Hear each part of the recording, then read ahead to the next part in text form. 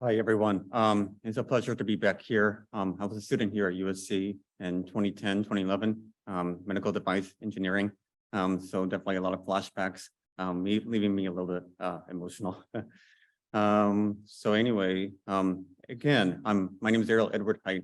I'm a postdoc at NYU Grossman School of Medicine, and I'll be talking to you today about neuroplasticity and cochlear implants. So cochlear implants are sensory restoration prostheses that restore hearing to folks with severe to profound hearing loss. This works by implanting a single chink electrode array into the cochlea, thereby accessing a crucial organizing feature of the cochlea, which is tonotopy.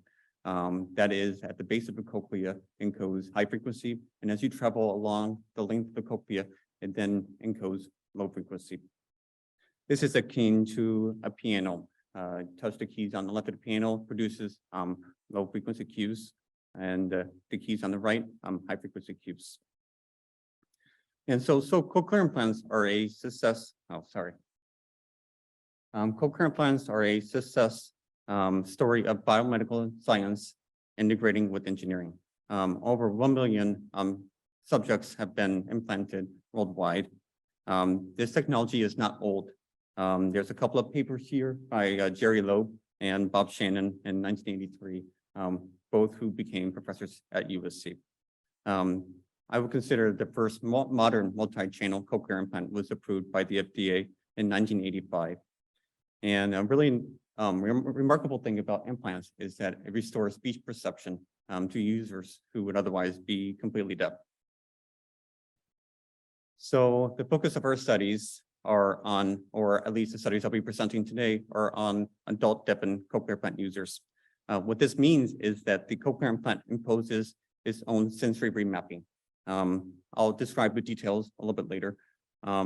Interestingly, when subjects receive the implant and turn it on for the first time, they report very distorted sounds. Sometimes this is Mickey Mouse, Darth Vader, sounds tinny. And so what the clinician does, though, is tells the subject to go home, and that over the course of a couple of weeks, maybe a couple of months, it will begin to sound more normal, and speech perception will also improve. And that brings me to the next point, which is speech perception invariably improves as a function of cochlear implant use. One of the challenges in this field is grappling with how to explain the variable outcomes. And so if you look at that plot there, which plots speech perception on the y-axis as a function of months post-activation on the x-axis, the final data points, they're quite variable. But just to reiterate, invariably, speech perception improves as a function of cochlear implant use. And this has been replicated by a couple of studies with 114 subjects and 88 subjects.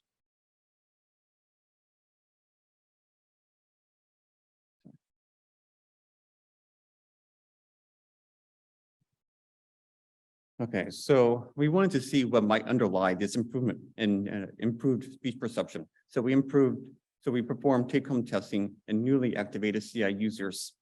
And we tested them every other day for up to about 30 days or beyond. And we loaded these tablets with tests for spectral or temporal discrimination. We also did some speech testing in the lab. In the first subject, we found that all three spectral and temporal discrimination thresholds and speech perception significantly improved over the course of this 30-day period. In subject 2, we saw the same pattern, except we didn't see any significant improvements in the amplitude or temporal discrimination.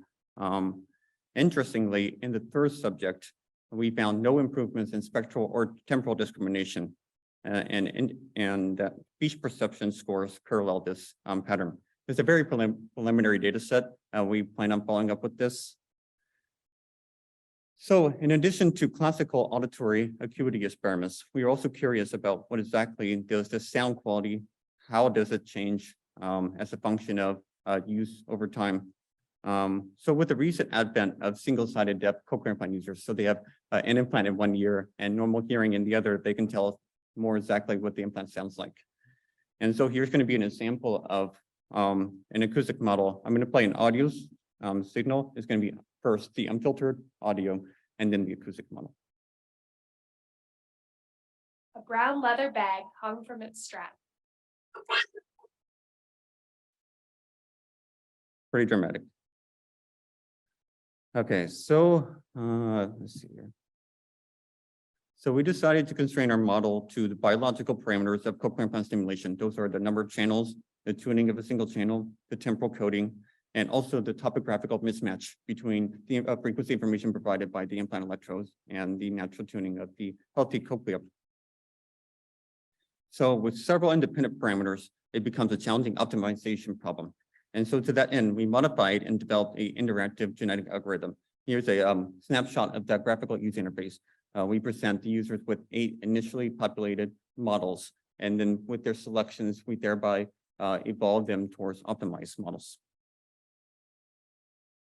And so I'm happy to share the details, the guts of this algorithm offline, but I wanted to say that the conversion procedure is efficient. It takes about 25 minutes on average to converge to optimized models, and that optimized models are rated equal or better compared to controls. Those controls are previous models published in the literature, or models that are self-optimized using more traditional procedures. So for future work, obviously, we want to be able to track how those parameters of acoustic models follow the parameters of the self-selected model change over time following initial activation. So when I was looking for a postdoc, I was interested in approaches that could potentially bridge the gap between cortical animal studies of neuroplasticity with human behavior. So I soon found both Rob and Mario, and it's been about a decade now. They have developed a novel behaviorally validated rat model of cochlear implant use. And so what I'm just showing here is an X-ray on the top right of a 8-channel electrode array implanted into the rat cochlea, and the cochlear coverage mimics that of the human. So just a few months ago, the lab published a paper in Nature on the topic of locus coeruleus activity improving cochlear implant performance. This study was done or led by Erin Glennon, who has since defended her thesis and is now finishing her medical training. So I really want to get to sharing some of the plasticity data. So I'm going to briefly touch on some of the ECOG data that we collected here. So we wanted to ask the question of first, how does cochlear implant stimuli encoded, and how might this change over training? So this was measured by using micro ECOG arrays. So while Michelle was a postdoc, she and colleagues developed this amazing 60-channel ECOG array, which is to be placed on the surface of the auditory cortex.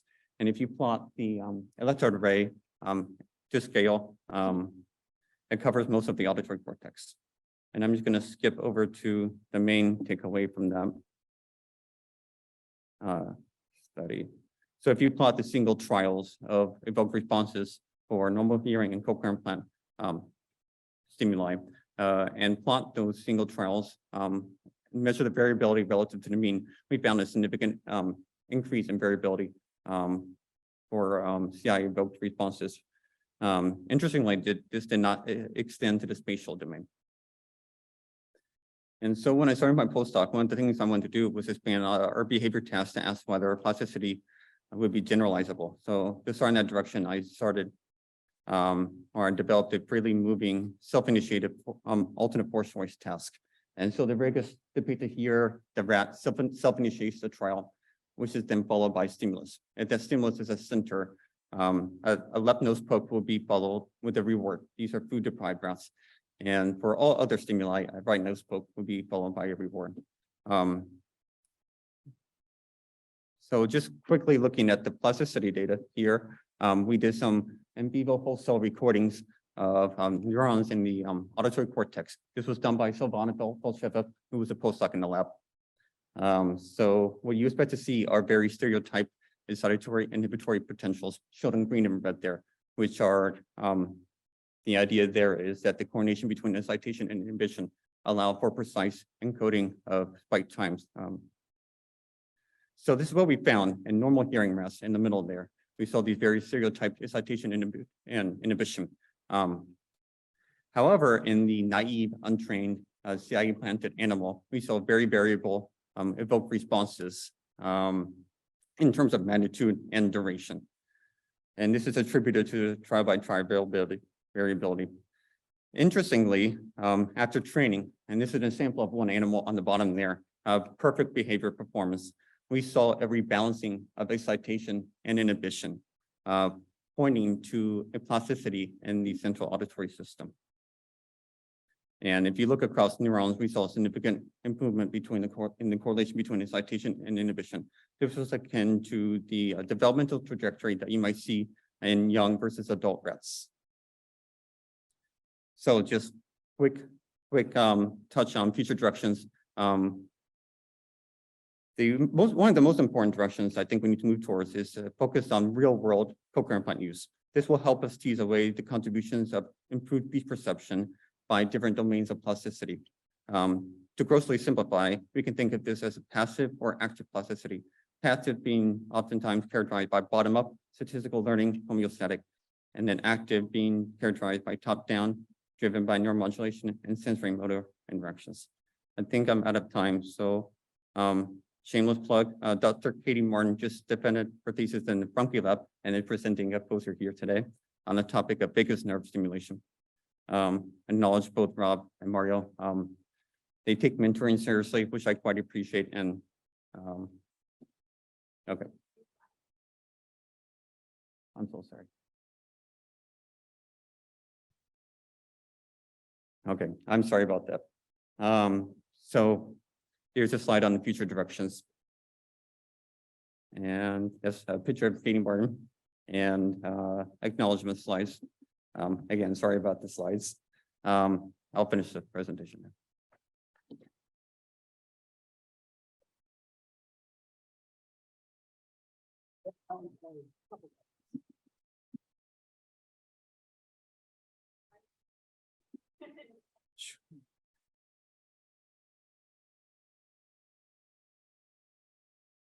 So this is behavior training and rebalancing of excitation inhibition. This is the slide you were asking for.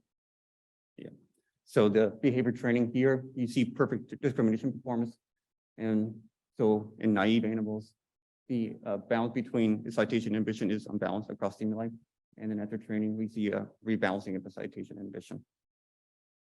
And then across animals, we see a significant increase. And this is akin to the developmental trajectory in young versus adult rats. Thanks for letting me shut up. Quickly, you mentioned that Nature paper, and I tried to Google it. Do you know the age range for the patient they tried?